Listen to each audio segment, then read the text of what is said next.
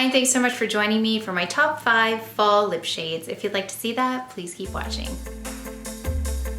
The cooler weather has got me thinking about fall makeup, especially fall lip colors. I think the lip color, especially for me, can really give an overall look to my makeup. So I thought I'd try on some that are not new to me, but they are things I've used and that I love.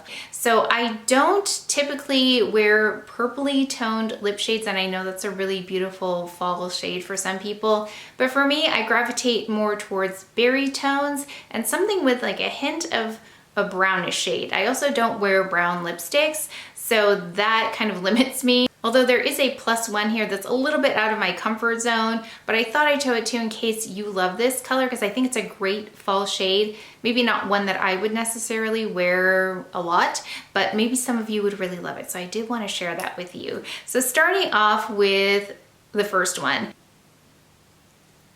So the first one I'm going to mention is a Rouge Coco Flash, because some people don't love like heavy lipstick, which I totally understand because on the daily, sometimes that can be a little bit tricky to wear, but this one is really hydrating, really comfortable, yet still gives that fall vibe without being too serious. So this again is a Rouge Coco Flash. This is in 164 Flame. I don't recall when this came out, but to me, this does speak to that berry tone that I was talking about. So really easy to apply, nice fall berry color. I'm gonna swatch it right here for you, just so we can see them kind of side by side. So here it is swatched. I know for me it helps to see it on, but also it helps to see a comparison. And I would wear this as an everyday color. It provides more than say like a lip balm, but the hydration is really there. So again, there are no rules for me when it comes to makeup. I feel like these fall into a standard fall category, but whatever color you wear, whenever you like, wear it. I think whatever makes you happy, that's what you should be wearing for your makeup. But in terms of the berry tones and the earthiness of these colors, I think these work really well, especially if you have skin tone like me. This is the one that really inspired the whole fall lip idea. It's number 58 Rouge V in the formula. Let's just see, it's the Rouge Allure Velvet formula. So if you want to go a little bit more fall and get a little bit more matte, this one is a great formula without being drying. So let me just remove this.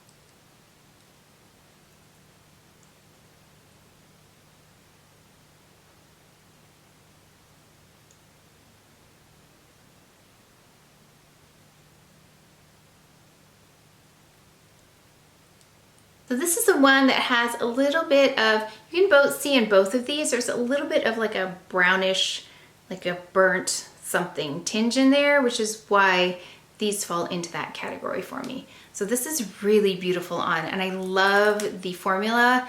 It's got that, it says here, velvet. So it has more of a muted, not a glossy finish, but still is really comfortable. So I think this one is another easy one to wear. Very classic. I think Chanel calls this one of their classic reds. You can see it's not a blue toned red or anything like that. It's definitely got some warmth, a hint of brown.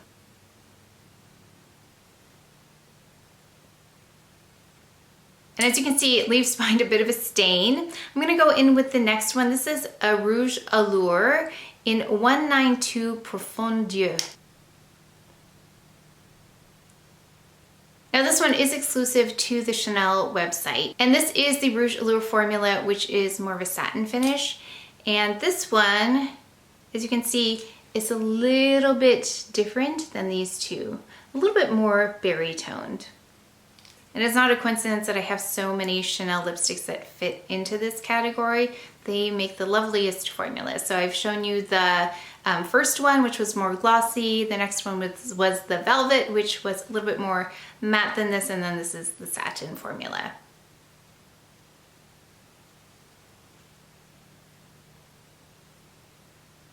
Okay, now for one that's not Chanel. This is by Charlotte Tilbury. This one's a little bit more vampy. It's Night Crimson. Yeah, it's a little bit out of my comfort zone, but I have one that's even vampier than this.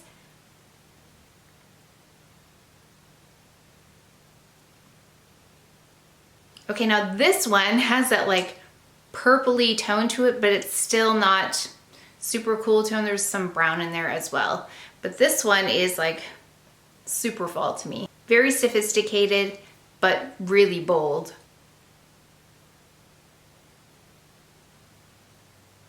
And then let's show you a swatch. So even though the swatches don't look, it doesn't look that dark, that much darker than the other ones I just showed you, the result though on the lip is totally different than the other ones that I tried on. Okay, and then let me remove this. Now the good thing is that I've been doing this in sequence from lightest to darkest, so if it doesn't totally get removed, it's okay. Okay, now that one was a bit out of my comfort zone. Now this one really is out of my comfort zone, but some of you might really like this shade, so I did want to show it to you. So this is like the +1. It's an Hermes lip. It's this shade. Really, really rich. This is the matte formula and it's in Rouge H, 85.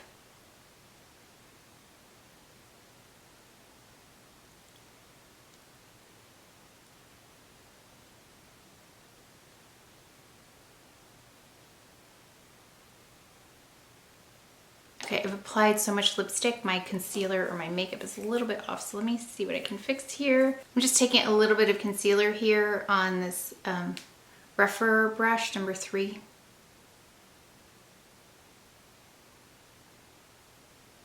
Try and clean that up a little. Just to buff it in a little. I'm just using my clean hands here and just pushing the color out a little. I really think you've got to commit to this shade if you want to wear it, but very vampy. But I thought I'd show it to you in case you love this shade. It reminds me of a really rich, like Cabernet, something like that.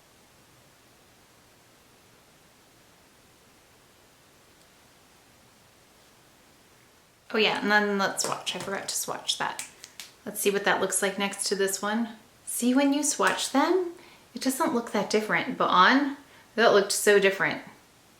It looks like almost like a really, really, almost a brownish color. So that is the Hermes right there. Okay, last one. I thought we should throw in a long wear lip. So I've got, this one's beautiful, Passionate Red. I believe this is limited edition 180 by Chanel. So if you wanted to, make sure you pick it up. But I love this kind of formula for deeper shades.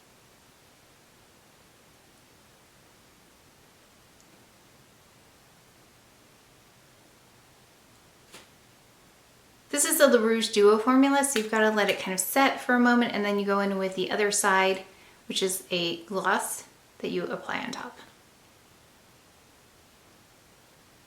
And let me just swatch that one for you as well. Here is Passionate Red right here. So you can see them all together. You can see that they kind of fall in the same family. You've got some warmth as well as some brown in there. Nothing too cool toned though. So that's why I decided on placing these together for this recommendation. And I've worn all of these shades before in real life, tested them out. Really great wear on all of them, except I can't really speak to the Hermes one because I have not worn that one out. I think I've worn it maybe once for another video, but that's it. But the other ones wear so beautifully. But I would love to know what your go-to fall shades are and what constitutes a fall shade for you, or if it's not something that typically falls into the fall category. I would love to know what you pick and why. But that is it for today's video, so please take care of each other, stay well. If you enjoyed this video, if you learned something, please give it a thumbs up, subscribe, and I will see you next time.